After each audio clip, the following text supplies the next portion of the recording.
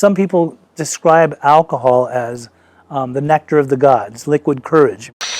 Hello, my name is Pej. I'm an interventionist. I help people with alcoholism, addiction, and mental health in various ways. Today I wanted to talk about alcoholism, people that are alcoholics. I myself, I'm sober now 15 and a half years.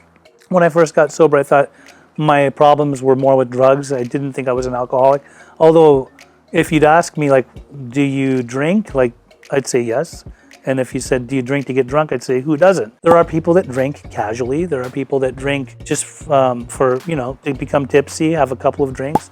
And then there's people that drink uncontrollably. Those people, most likely, would be alcoholics. Now, I don't like to pronounce anybody an alcoholic. I like for them to diagnose themselves. But often people will be in front of me, now that I'm a professional working in the field, contemplating if they're an alcoholic.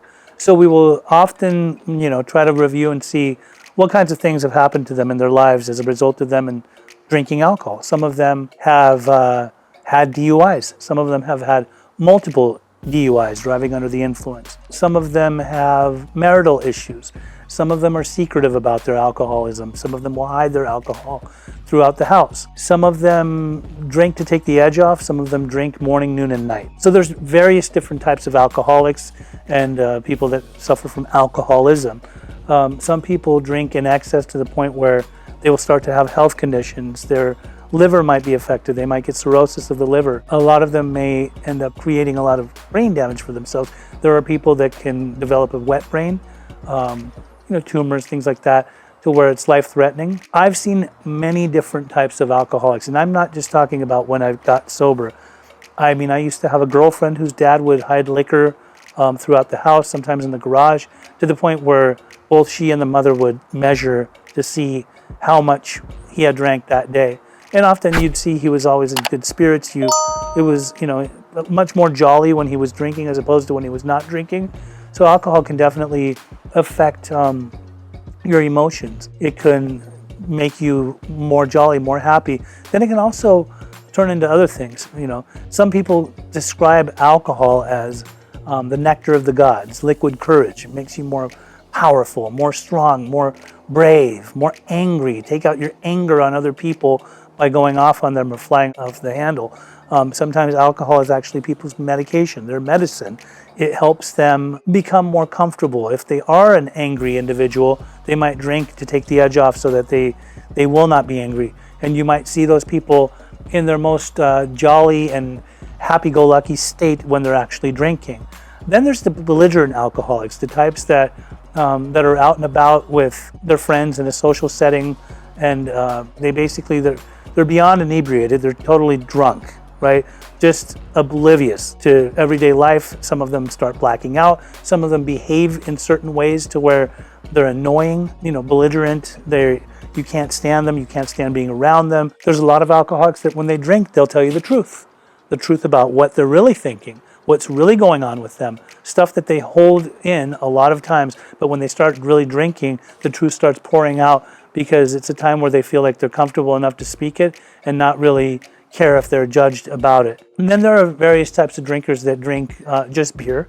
Some of them are, drinking in excess, cases of beer. Sometimes to go to bed at night, they're drinking. They have to have a certain amount of beer in order for them to sleep more comfortably. There are wine drinkers who think that they're just doing it, to be exquisite, elegant, if you will. Have it with dinner. But if you're drinking a bottle and a half of wine a night, you may have a problem with alcohol. And then there are people that drink massive amounts of shots, hard liquor, if you will.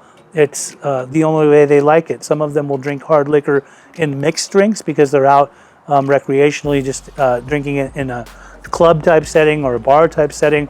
And then there's some people that just are drinking straight vodka, let's say, or many different types of tequila, things like that, which can easily get you drunk when you're doing a lot of shots. And then, a lot can happen that they might not remember in the morning, such as, blackouts, certain types of behaviors that happen as a result of a blackout.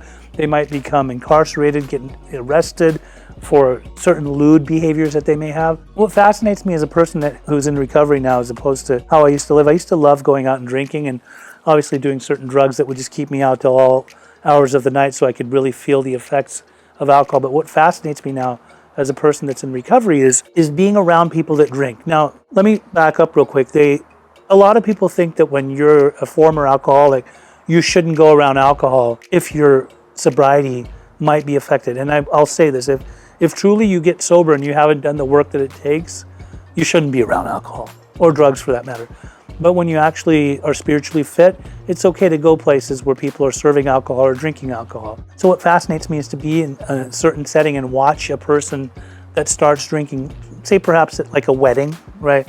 Or a dinner, and a person that's either an alcoholic or potentially an alcoholic, or maybe not a full-blown alcoholic, just a hard drinker, and how their levels of emotions and behaviors can change, starting with the first drink where they become a little bit loosened up, and then the second drink where they're starting to get more comfortable, and then their third drink where they start speaking a certain way, and then 4, 5, and 6 where they become just, annihilated, like to the point where they're drinking uncontrollably and it's annoying. Like to be sober, I just look at them and I think, God, I'm happy I'm not that way anymore. And I'm so glad that, I've changed my life completely. I hope that, if this is becoming a problem for that person, they can change their lives. And if I see it really becoming a problem, I have no qualms. I'll tell them the truth. It seems like you might have a drinking problem. And would you like to do something about it? Sometimes it'll anger them, and sometimes they will actually tell me, I've noticed it too, and yes, I think I do need some help. So I thought I'd make this video because often when I do talk about alcoholism, I know that there's so many people out there that suffer with alcoholism, but it's unspoken. They don't talk to anybody about it, or their family members are very concerned for them, but the individual doesn't want to actually get the help. But today I really wanted to focus on alcoholism and let you know that if you or somebody that you know is suffering with alcoholism, you can always call me. My name is Pej. I'm an interventionist that helps people. I'm also in recovery that helps people with alcoholism, addiction, or mental health. I'm always here for you. 310-596-9356.